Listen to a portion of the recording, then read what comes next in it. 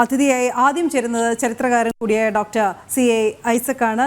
Shri CA Isaac, സ്വാഗതം. എന്തായാലും നൂറ്റാണ്ടുകൾ നീണ്ട കാത്തിരിപ്പ്, ഒരു രാജ്യത്തിൻ്റെ ജനതയുടെ മുഴുവൻ കാത്തിരിപ്പിനാണ് ഇന്ന് വിരാമമായിരിക്കുന്നത്. ഒരുപക്ഷെ ഭാരതത്തെ സംബന്ധിച്ചിടത്തോളം പൊതു ചരിത്രം കൂടിയാണ് പിറന്നിരിക്കുന്നത്. താങ്കൾക്ക് എന്താണ് ആദ്യമായി പങ്കുവയ്ക്കാനുള്ളത്? നമ്മുടെ രാഷ്ട്രപിതാവ് സ്വപ്നം കണ്ടിരുന്ന രാമരാജ്യം, മോദിജി എന്ന് പറയുന്ന ഒരു ദിവ്യ വ്യക്തി എന്ന് ഞാൻ പറഞ്ഞാൽ നിങ്ങൾ അത് അശോക്തിയാണ് കണക്കാക്കരുത്. ആ മനുഷ്യന്റെ ഡിറ്റർമിനേഷൻ അതും ആണ് ഇങ്ങനൊരു സംഭവം ഉണ്ടായത്. 1947 തന്നെ ഇത് നടക്കേണ്ടതുണ്ട്. ആ സമയത്താണ് പട്ടേല് പോയി സോമനാഥ ക്ഷേത്രം പുനഃസൃഷ്ടിച്ചത്. ആർക്കും എതിർപ്പില്ല. ഭാഗം വെച്ച് എല്ലാവരും പിരിഞ്ഞു പോയതാണ്. ഭാഗം വെച്ച് പിരിഞ്ഞു പോയ തറവാട്ടിൽ ആർക്കും ഒരു അവകാശമില്ല. അവകാശമില്ല എന്നുള്ള വ്യക്തമാക്കിയിട്ടുണ്ട് കൊണ്ടാണ് പട്ടേല് കൊണ്ടുപോയി സാധിച്ചത്. അത് നെഹ്റുവാണ് തടഞ്ഞത്. നെഹ്റു എന്ന് പറയുന്ന വില്ലനാണ് തടഞ്ഞത്. അദ്ദേഹത്തിന് ചില ലക്ഷണങ്ങളുണ്ട്. അന്ന് ലോക രാജ്യങ്ങൾ പലരും പറഞ്ഞതാണ് പോപ്പുലേഷൻ മുഴുവൻ മാറ്റിയേക്കാം, അങ്ങോട്ടും ഇങ്ങോട്ടും മാറ്റിയേക്കാം, ഇത് ഹിന്ദുക്കളുടെ മാത്രമാണ് എന്നും മറ്റേ മുസ്ലിങ്ങൾ രാജ്യം വീതം വാങ്ങിച്ച സ്ഥിതിക്ക് അത് പറഞ്ഞതാണ്. പക്ഷെ അങ്ങനെയുള്ള ഈ രാജ്യത്ത് ഇത് ഒരിക്കലും സാധ്യമല്ല. രാമ ജന്മഭൂമിയിൽ സൃഷ്ടിക്കപ്പെടാൻ പോകുന്ന പുതിയ മന്ദിരം അത് ഒരിക്കലും സാധ്യമല്ല എന്ന് ആളുകൾ വിശ്വസിച്ച് ലോകമെല്ലാം തള്ളിയ സമയത്താണ് മോഡിജി അധികാരത്തിൽ വരുന്നതും തുടർന്ന് അദ്ദേഹത്തിന്റെ ഡിറ്റർമിനേഷൻ, അദ്ദേഹത്തിന്റെ ചങ്കുറപ്പ്, ആ ചങ്കുറപ്പാണ് ഈ സംഭവം ഉണ്ടായത്. അങ്ങനെ രാമരാജ്യത്തിന്റെ തുടക്കമാണ്. നമ്മൾ ഇനിയും ഇന്ത്യയുടെ തലസ്ഥാനം തന്നെ അയോധ്യയിലേക്ക് മാറ്റണമെന്ന് ഞാൻ ആവശ്യപ്പെടുകയാണ്. അത് അതിക്രമമായിരിക്കാം, പക്ഷെ എന്നാൽ പോലും സാരമില്ല. ഭാരതത്തിന്റെ തലസ്ഥാനം ആ അയോധ്യ ആവണം. അയോധ്യയിൽ നിന്നാണ് രാമൻ നാലുപാടും പോയത്. ഈ ശ്രീലങ്ക വരെ അദ്ദേഹത്തിന്റെ ഭരണം വന്നത്. അദ്ദേഹത്തിന്റെ നേതൃത്വത്തിൽ ഉച്ചാരണം നടത്തി ശുദ്ധി പ്രക്രിയ നടത്തിയ ആ പ്രദേശമാണ്. ആ പ്രദേശം മുഴുവൻ ഉൾക്കൊണ്ടുകൊണ്ട് തീർച്ചയായിട്ടും ഇതൊരു പുതുയുഗ പ്രക്രിയയാണ്. സംശയമില്ല. നാളെ വരാനിരിക്കുന്ന നമ്മുടെ നല്ല നാളെയെക്കുറിച്ച്, നല്ല ഭാവിയെക്കുറിച്ച് അരവിന്ദ മഹർഷി പറഞ്ഞിട്ടുണ്ട്. 3,000 സഹസ്രാബ്ദം ഭാരതത്തിന്റെ ആണെന്ന്. അത് തുടങ്ങി 3,000 സഹസ്രാബ്ദത്തിൽ 20 വർഷമേ ആയുള്ളൂ. അപ്പോഴേക്കും ഇത് ആരംഭിച്ചു കഴിഞ്ഞു. അപ്പൊ ലോകമെല്ലാം ഉറ്റുനോക്കുകയാണ്. അത് ഡിറ്റർമിനേഷൻ, ആ തീരുമാനമുണ്ടാകും. തീരുമാനമെടുക്കാനും അത് നടപ്പാക്കാനുമുള്ള ഒരു വിൽ പവറുള്ള ഒരു വ്യക്തിത്വമാണ് ഇന്ത്യയുടെ നേതൃത്വം ഭരിക്കുന്നത്. ഇന്ത്യയുടെ ഭരണം കൂടെ നയിക്കുന്ന ഭരണചക്രങ്ങളെ തിരിക്കുന്നത്.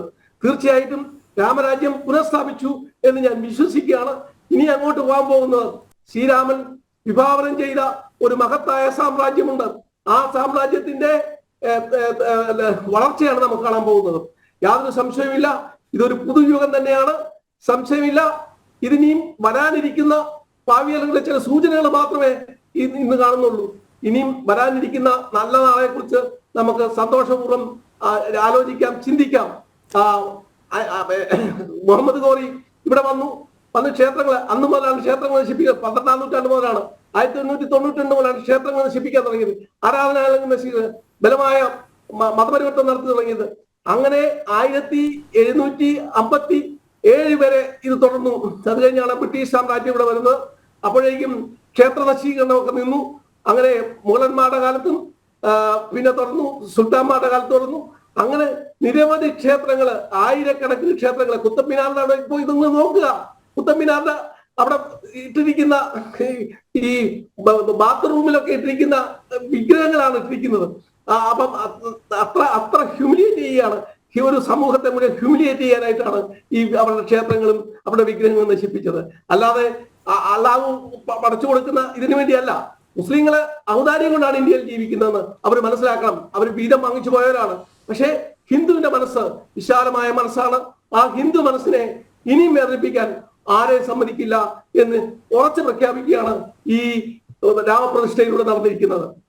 തീർച്ചയായും ഇനി നമുക്ക് രാമജന്മഭൂമി പ്രക്ഷോഭത്തെക്കുറിച്ച് കൂടി ഒന്ന് പറയേണ്ടിയിരിക്കുന്നു. കാരണം ഒരുപക്ഷെ ഇനിയുള്ള ചരിത്ര ഗവേഷണ വിദ്യാർത്ഥികൾക്കൊക്കെ ഏറെ കൗതുകമുണർവാക്കുന്ന ഒരു സംഭവം കൂടിയായിരിക്കും രാമജന്മഭൂമി പ്രക്ഷോഭം. ഒരുപക്ഷെ സ്വാതന്ത്ര്യ സമരത്തിന് ശേഷം ഇത്രയും വലിയ ഒരു ജനമുന്നേറ്റം രാജ്യം കണ്ടിട്ടുണ്ടാവില്ല. ഒരുപക്ഷെ അതിനേക്കാളും കൂടുതൽ ജനപങ്കാളിത്തമുണ്ടോ എന്ന് കൂടി സംശയിക്കേണ്ടിയിരിക്കുന്നു.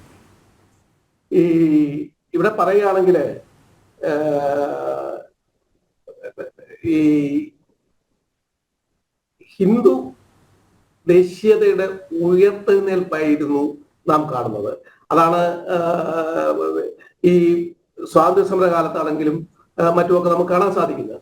അതിന് മുമ്പ് കോൺഗ്രസ് ഒക്കെ ഉണ്ടായെങ്കിലും കോൺഗ്രസ് ടീ പാർട്ടി കോൺഗ്രസ് ആയിരുന്നു. അത് അങ്ങനെ കേവലം ചടങ്ങ് മാത്രമേ നടന്നു.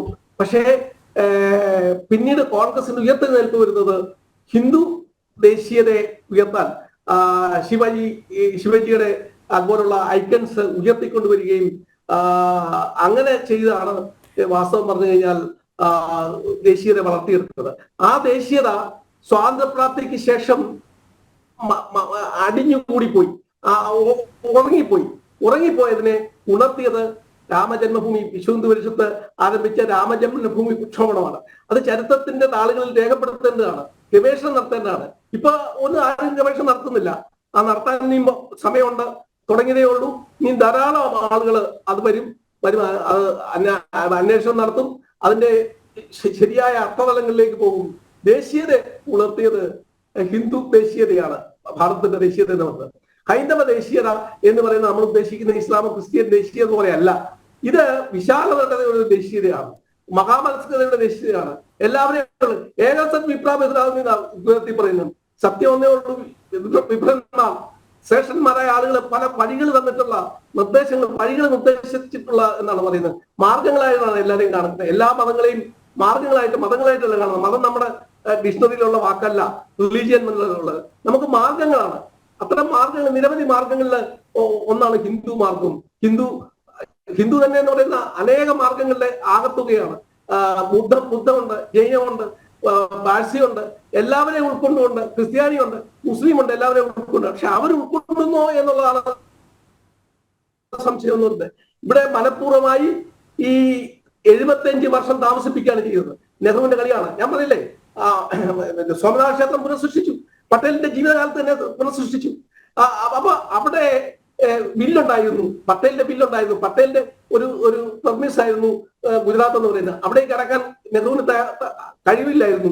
അതുകൊണ്ടാണ് ഈ 75 വർഷം താമസിപ്പിച്ചതിന്, ഇത്രയും വലിയൊരു പ്രക്ഷോഭം നടത്താൻ ഇടയാക്കി തീർത്തതിന്, നിരവധി ആളുകള് ബലിദാനികളായതിന്, എത്രയോ പേര് ബലിദാനികളായിട്ടാണ് ആ ക്ഷേത്രം അവിടെ ഉയർന്നു വന്നത്. ആ തർക്കമന്ദിരം, ബ്രിട്ടീഷുകാർ അടച്ചുപൂട്ടിയ തർക്കമന്ദിരം, ആ തർക്കമന്ദിരത്തെ തുറന്നു കൊടുക്കാനായിട്ട് തയ്യാറല്ല എന്നാണ് നെഹ്റു പറഞ്ഞത്. എന്താണ് നെഹ്റുവിന്റെ ഉദ്ദേശം?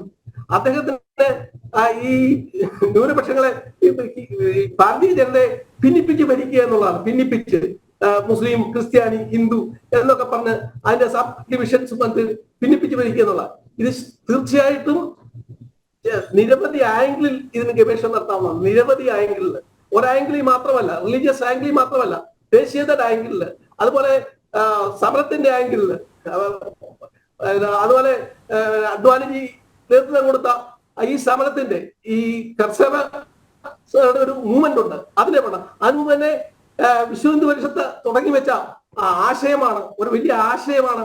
അത് സാക്ഷാത്കരിക്കാൻ വിശ്വഹിന്ദു പരിഷത്തെ പൂവിട്ട് പൂജിക്കണം. വിശ്വഹിന്ദു പരിഷത്ത് നേതാക്കന്മാരെ, അതിന്റെ നേതൃത്വത്തെ പൂവിട്ട് പൂജിക്കേണ്ട സമയം കൂടിയാണ് എന്ന് പറഞ്ഞുകൊണ്ട് തീർച്ചയായും